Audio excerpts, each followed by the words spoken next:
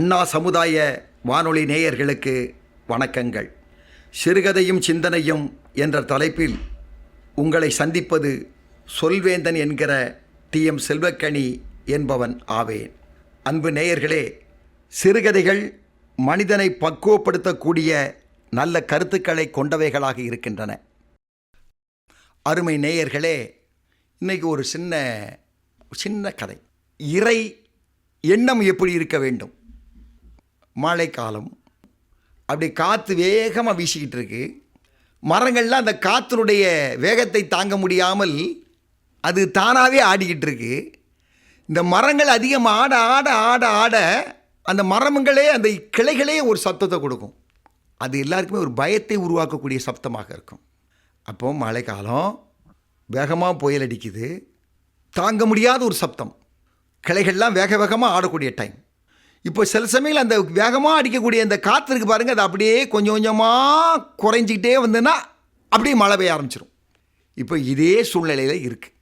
நம்ம இந்த காக்காவை பற்றி சொல்லும்போதே சொல்லுவோம், காக்கா கூட்டம்னே சொல்லுவோம். அது கிண்டலுக்காக சொல்கிறோமா அல்லது பெருமைக்காக சொல்கிறோமான்னு தெரியலை. ஆனால் காக்கா போல் ஒற்றுமையாக இருக்க வேண்டும், உணவு கிடைத்தா எல்லாம் கூடி ஒன்றா தான் சாப்பிடணும், இப்படிலாம் நமக்கு பள்ளிக்கூடத்தில் டீச்சர்ஸ் சொல்லி தந்திருக்காங்க. மகிழ்ச்சி தான். அமாவாசைக்கெல்லாம் சாமியை கும்பிட்டுட்டு இப்படி காக்காவுக்கு போய் மொட்டை மாடியில் போய் சோறுலாம் வைக்கிறோம். மகிழ்ச்சி தான். சோறு வச்சிங்கன்னா ஒரு காக்கா தனியாக சாப்பிடாது, பார்த்துருக்கீங்களா?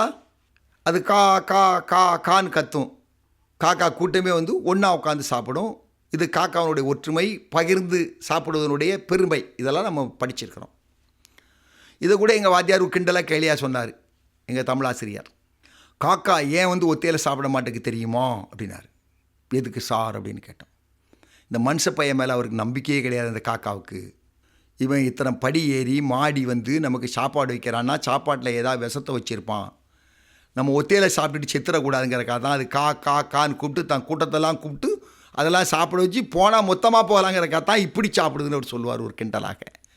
ஆனால் அவர் சொல்கிறது ஏற்றுக்கொள்ளக்கூடிய கருத்தல்ல.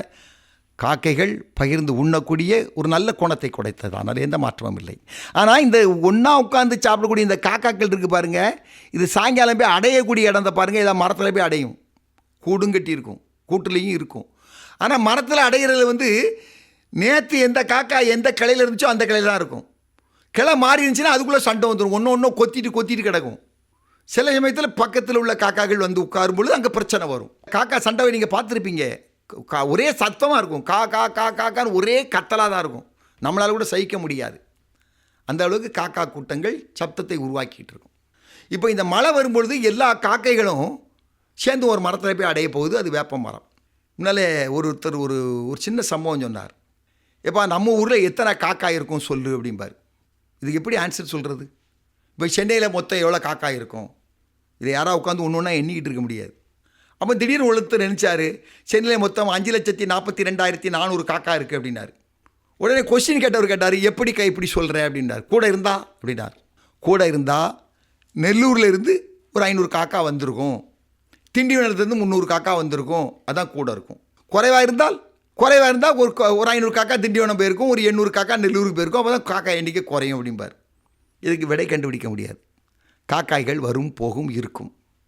இப்போ இந்த வேப்ப மரத்தில் உட்காரத காக்காய்க்குள்ளே சண்டை, யார் எங்கே உட்காருது, எப்படி உட்காரு. இங்கே மழை வேறு பெஞ்சிட்ருக்கு, கிளை வேறு ஆடிக்கிட்டு இருக்கு. இந்த நேரம் மாலை நேரம். அப்போந்தான் பறக்க கற்றுக்கொண்ட ஒரு மைனா, அப்போ குஞ்சி மைனா, அது அப்படியே அந்த ஈவினிங் மாலை நேரம்னா அதுக்கு திசை தெரியலை, இருட்டக்கூடிய டைம். அப்படியே அங்கங்கே கருமேகங்கள் சூழ்ந்தனால இடமே இருண்டு போச்சு. அது தன்னுடைய கூட்டை தேடி வடக்க போகிறதா தெற்க போகிறதா மேற்க போகிறதான்னு அதுக்கு புரியலை. குஞ்சி மைனால்ல, அது சுற்றி அலைஞ்சி ஏதோ பறவை கூட்டமாக இருந்து ஒரு சப்தமாக இருக்கேன்னு சொல்லி இந்த காக்கா கூட்டத்தோடு அதுவும் வந்துட்டு அது ஒரு கிளையில் போய் உட்காருது. இந்த காக்காக்கள் அதை ஒத்துக்க மாட்டேன்ட்டு, நீ எங்கள் ஜாதி கிடையாது, எங்கள் இனத்தைச் சேர்ந்தவர் கிடையாது, இந்த மரத்தில் ஒன்று நாங்கள் தங்க விட மாட்டோம் அப்படின்னு இந்த காக்காலாம் சேர்ந்து அதை கொத்தி விரட்டுது. இந்த மைனா கெஞ்சி கேட்குது, எனக்கு எங்கள் வீட்டுக்கு போகிறதுக்கு வழி தெரியலை, மழையும் பொழிஞ்சிக்கிட்டு இருக்கு, எனக்கு இன்னைக்கு ஒரு இரவு மட்டும் தங்கிறதுக்கு கொஞ்சம் அனுமதி தாங்க, நான் விடிஞ்ச உடனே நான் இடத்த தேடி பிடிச்சி நான் போயிடுறேன்னு சொல்லி எவ்வளோ கெஞ்சி கேட்குது.